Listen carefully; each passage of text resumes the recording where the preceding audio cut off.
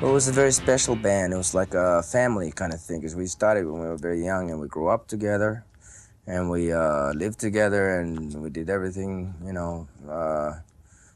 sort of grew up together very tight like a family. It kind of happened. It was magical. There's a certain chemistry there.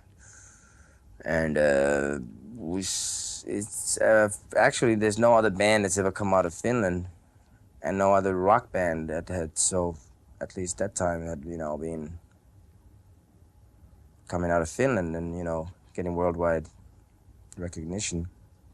It certainly was one of a kind band, and I think we're probably ahead of our time. Pretty much. It seems, because people couldn't sort of deal with it. Hanoi was real. It was honest, and it was very natural. We didn't plan the band, the image or anything. It just developed naturally, and it was a very special band. And it was a family, and everybody was like our, five kids' lives, that sort of was the band. Everybody was very important to the chemistry. And if one of us died or anything like that happened or somebody left, it wouldn't be the same. So it was a very special band, and I'm glad we're getting the recognition. Now more or less, like before, I think people had trouble dealing with it because they didn't know how to categorize it or what is it, who are these guys. We were just being ourselves, more or less, and it was natural. I think it was a great band, certainly one of the best looking bands, and it was actually the attitude about the band and the way of life. That was a way of life for us. That was, the most special thing. Apart from the looks, of course, it's a great looking band, one of the best looking bands I ever saw. But even though I say myself, but I think it's true. But a lot of bands seem to be influenced by Hanoi, which is very flattering, of course. But most of them take the visual side of it only, and not the attitude, which really came from the heart, and it was special. All the gigs were a lot of fun. It was like anything could happen. It was spontaneous, which is very rare nowadays in bands. Everything's so calculated. So it was refreshing, I thought. And Nymphomaniac was Andy came up with that name for a band that sort of was when the Hanoi Rocks was developing. I met Andy in Finland when we were both about 14, 15, and we decided to start some kind of band. At first, that was the first time I left home. That was like 1978, 78, 79. I was 17, 16, 17. I left home the first time. I moved in Helsinki, and I went to Stockholm. And Nymphomania was like a really wild, crazy punk band. It was always like, the looks would have been like wilder than New York Dolls. It was like totally over the top, but and it was very punk influenced, kind of totally crazy. High energy, it's like total, you know, total chaos. But and there was no order came out of the chaos, so it just died. We went back to Finland for a while, and then we started again after the following summer. We came back to Stockholm. We started Hanoi Rocks. Me and Nasty, actually, that fall I met Nasty when we came back to Finland. Andy introduced me to Nasty. So actually, one day me and Andy were talking in the bus, and we were thinking of names, and he mentioned a couple of names, Chinese Rocks and the Hanoi Rocks. He came out with the Hanoi Rocks, and I thought, oh, that's great. That sounds great. So I took the name, and we did some gigs with 3 other Finnish guys, about 10 gigs around Finland, and 2 of them were in Helsinki. The first one and the last one, I think, with those guys. First gig we did in Helsinki, Seppo, the manager, saw, and he flipped out. He says, I love this band. He wanted to manage us. But then, and we did a second gig in the same place later, and Andy McCoy saw us, and he was like, "Great, all right, yeah, yeah, I'm still with you, man. Right, right, right." And then we're gonna do the band, right? And we're gonna move to Stockholm and start all over again. You know, because we had a plan that we were gonna. Basically, the original plan was just to use these guys for a while, and then well, I was kind of thinking that if Andy was still up for it, we'd start Hanoi Rocks. And we were trying to get this. We were supposed to have this bass player from Stockholm, but Andy had lost his phone number, so we couldn't find him.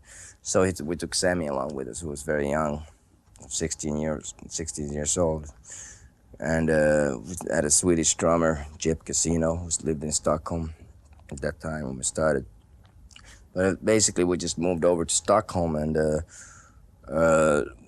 I told me and Nasty were there, and Sammy came back a couple of days later. He thought he had an apartment and everything, and we were on the streets because we didn't know anybody, so we lived on the streets begging for money. Andy had a girlfriend; he was staying at her place, but there was no room for us, so we were just living on the street. Actually, the first time Sammy ever met me, it was in the middle of the coldest winter in Finland, and I was wearing a T-shirt and a leather jacket and torn jeans like this, but even more so, like. And then he sort of thought he didn't know me at all. So he thought, if that faggot touches me, I'm gonna punch him. He was thinking. He told me later. He was thinking this. He was like, what a freak. Who is that guy? So the following February, we went in to record Bangkok Shocks, Saigon Shakes, which was the first album, and it was just we just went ahead and did it. Me and Andy sort of produced it, and we called ourselves the Muddy Twins, taking the piss out of the Glimmer Twins, of course. And yeah, times were wild, it was kind of hard, after you've been on the streets, it does a number to your head, but in a way, it's sort of created an edge to the Hanoi Rocks attitude and the sound that me, Sammy, and Nasty were on the streets, and we sort of had to live by our wits, and we survived there, and it was tough, but it toughened us up, and I think it was an important part of the band. I mean, in a way, that was the happiest time of my life. I had nothing to lose. And we met Razzle in London. He heard about the band, and he came to some of the shows, and he loved the band. But what really happened actually was that he came to a gig at the Zigzag Club. The Lords of the New Church were playing there too, one of the first gigs. And I saw him in the bathroom, and he says, "Hey, Mike, it's a great fucking band. You got a great band, but your band is great, man. I love it. But your drummer is wrong. Your drummer sucks. I should be a drummer." And I says, "Oh, yeah? Wow. Well, you have a fucking nerve, He says, "Okay, yeah, well, do you have a phone number or something?" Because actually I knew we were having trouble with Jip. So after that, I saw him at a Johnny Thunders gig at the Marquee, and he came, and after the gig, Razzle came up to me again. He says, "Where's your drummer? Where's your drummer, man?" I says, "I don't know. He's around here somewhere. I don't know if he's here, actually, whatever." Razzle says, "I'll break his fucking legs. I'll break his legs. Your band is great, but your drummer sucks. I should be a drummer, man. So, oh, God. But we'll never get rid of this guy, So, but he has balls, It's like, wow, he's got a nerve to say that. And he looked cool, and I thought, wow, and he seemed like this spirit was there. And actually, Hanoi was kind of, we were going through like a who cares period, It was kind of going like, and Razzle sort of added a new spark to it. He came around. He was hanging by the pool at the hotel. There, we did a photo session, but in a swimming pool there with no water. But still, he was by the pool there, and he was always, with us. Jip didn't know what was going on, but we were by that time. We decided that we, gonna part ways with Jip, one way or another, and we had a little secret audition there with me and Sammy and Andy. We didn't even tell Nasty yet. And with Razzle, and I thought it was cool. He'd been playing in a punk band before, and he had the he was used to playing real fast beat, but then, he did good. The first auditions, considering he had creepers. Those Teddy Boy shoes, the real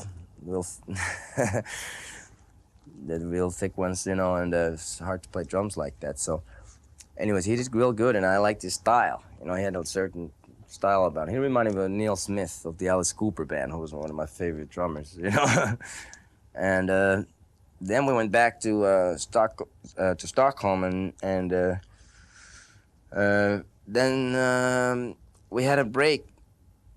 You know, it was August. We had a 1 month break, and Andy and Sammy went to London, and then they were there for a vacation for the month, and they brought Razzle over to Finland, and we went to Finland to rehearse for about a month. Oh, you know, about a month we rehearsed, and we started. Then Razzle joined officially, and you know, before that we'd been doing some gigs with Jip in Finland. It was really it was getting real nasty. Jip was just moaning all the time and not happy with anything, and so. So then we finally said, why don't we just, you know, look, you know, it's better if we just part ways. You know? And Razzle joined the band, and he brought, like, he sort of, in a way, he saved the band, kind of like, you know, he brought the sense of humor. He started to take piss out of that. He was taking the piss out of Andy, putting explosives in his cigarettes, you know, and stuff like that, and, you know, making jokes. And it kind of, you know, he brought the spirit back up, and, you know, and that really was a, you know, perfect combination, and, you know, and that's when it really started grooving. Our agency in London booked the tour, Far East tour actually. It included Bombay. We went to Bombay, which was like out of this world. You know, we played like about 3 hours, and people, there were like riots and stuff. You know, the policemen with big clubs, and they were hitting the people on the head with the clubs because they were trying to climb up on the stage, and it was like a riot. You know, there was a riot. There was a thing about it in the paper the next day. You know, and it was like totally crazy. You can't eat any vegetables because they cook it in the water there. You can't drink the water, or you gotta be careful when you take a shower even, you know. So anyways, after Bombay, we went to New Delhi, we were the first rock band ever to play in New Delhi. So far, before that, they'd only had people like John McLaughlin, and, you know, kind of like, you know, not rock and roll. So they got into it, you know. They started, after a couple of songs, at first they were sitting down. After a couple of songs, they started popping up, and they were dancing and rocking. So it was great. The next day, we went to Hong Kong, and we played there that night. Some clubs somewhere middle of Hong Kong, and actually it was a weird gig. I remember people like standing right in front of you, like their faces were here when I was singing, you know. And we had to like sort of tell them to go down because the people who were sitting in the back couldn't see nothing. And after Hong Kong, we came to Japan. And we were here for about 2 weeks. And we did about 6, 7 gigs or something around the country. Tokyo, Osaka, Kyoto, I think Nagoya maybe, I'm not sure. Anyways, it was unbelievable. It was great. We couldn't believe it. People were so nice. Everything worked like clockwork, you know, and all the equipment were perfect. I mean, everything, you know, everything really worked out good. And we had a lot of fans, you know, girls and boys, you know, mostly girls though, but they were like downstairs in the hotel waiting for us and followed us everywhere we went. We just couldn't believe it, you know. It was really nice. I mean, it was great to have everybody's giving us presents and stuff, and you know, we had a great time.